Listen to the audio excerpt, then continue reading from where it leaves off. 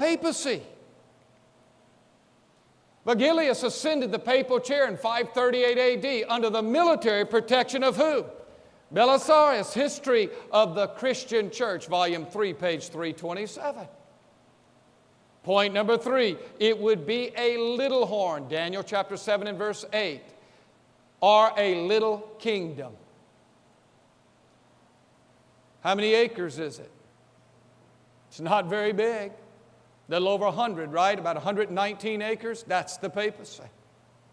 But yet it is a world power, is it not? Absolutely. It is a world power. When the Pope just came to the United States, who bowed down? The President of the United States, whose Constitution was based upon Protestant principles.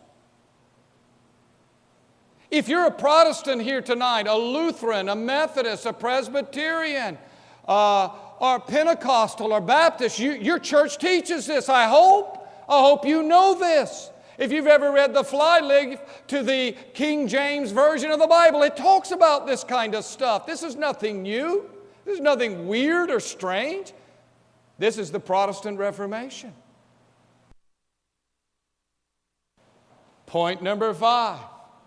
Daniel chapter 7, verse 8, the last part. By the way, you can go to the library, go on the internet, whatever you want to do, and look up who destroyed those 3 powers. It was the Church of Rome. It has a man at its head, and this man speaks for it. Does the papacy have a man at the head? Absolutely, it does. Unto him was very nearly made good the papal claim that all earthly sovereigns were merely vassals of the Roman pontiff. Almost all the kings and princes of Europe swore fealty to him as their overlord. Rome was once more the mistress of the world. This is history. Myers General History, page 455. Point number 6. Verse 24, it was different or diverse. This power would be a religio-political power. Out of the ruins of the Roman Empire, there gradually arose a new order of states whose central point was the papal see, or the Pope. Therefore, inevitably resulted a position not only new, but very different from the former. This is taken from the book The Church and Churches, pages 42 and 43.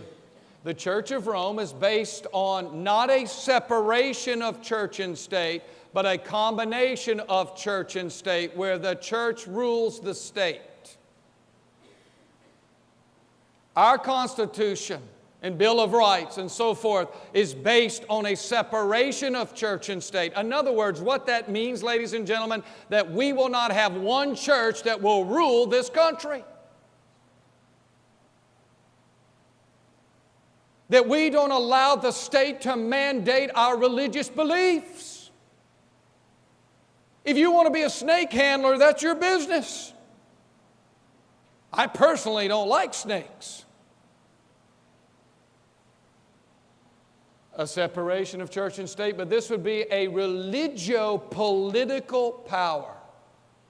You realize that there is no other denomination on the planet that has an ambassador that our tax money pays to go and be in Rome and represent us to the Vatican? You realize that your tax money pays for an ambassador from the United States to go to Rome to represent us?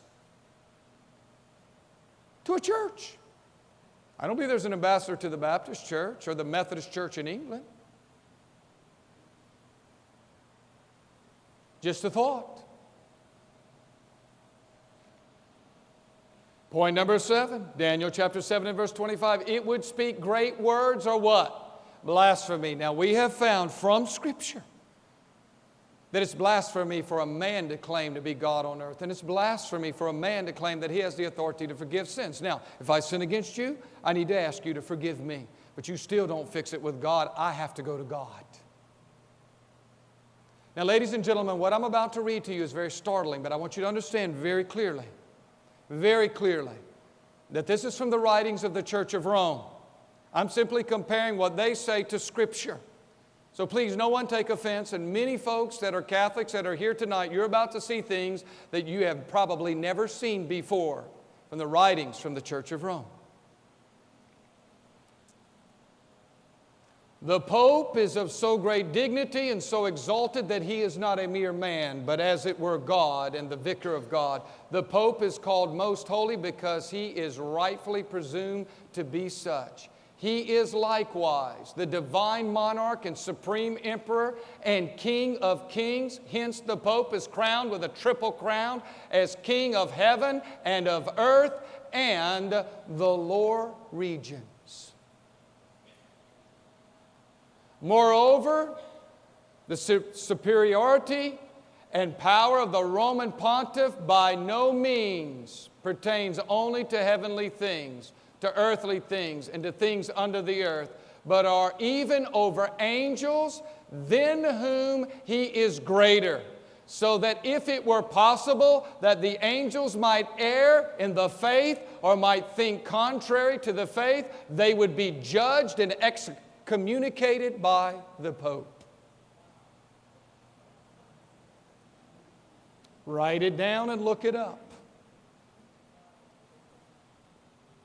The Pope is, as it were, God on earth, sole sovereign of the faithful of Christ, chief King of kings, having plenitude of power. The Pope is the supreme judge of the law of the land. He is the vice-gate of Christ and is not only a priest forever, but also King of kings and Lord of lords. You say, well, Steve, that was said in March 1871. The church claims that she never errs. Catholic National, July edition, 1895. The Pope is not only the representative of Jesus Christ, but he is Jesus Christ himself, hidden under the veil of flesh.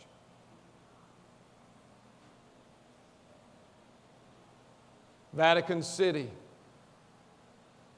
Budding a belief widely shared by Protestants and growing numbers of Roman Catholics, Pope John II on Tuesday dismissed the widespread idea that one can obtain forgiveness directly from God and exhorted Catholics to confess more often to their priest.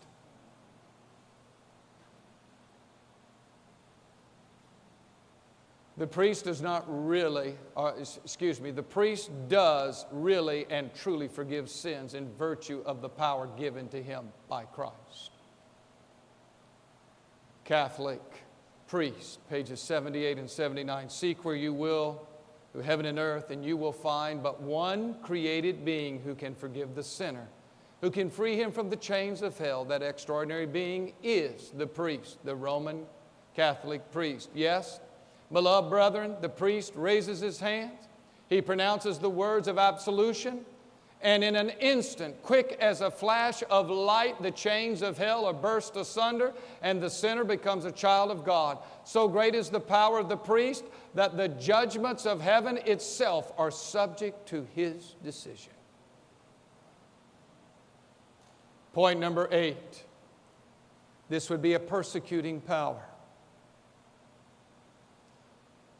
The United States of America was based upon religious what? Freedom. Have you forgot your history? The Pilgrim Fathers came here. Why? For religious freedom. Now, there were two powers that were persecuting them back in England and in Europe. The Church of England, which was Protestant, was persecuting. I want to make that clear. And the Church of Rome was also persecuting. And our forefathers came here to this country seeking religious freedom. This country was based upon religious freedom. Many gave their lives back in Europe for the truth of God's holy word. Now, this happened not too many years ago. The Pope urges forgiveness for centuries of what? Wrongs. The 71-page letter issued November the 15th, 1994, the Pope says the Roman Catholic Church must mark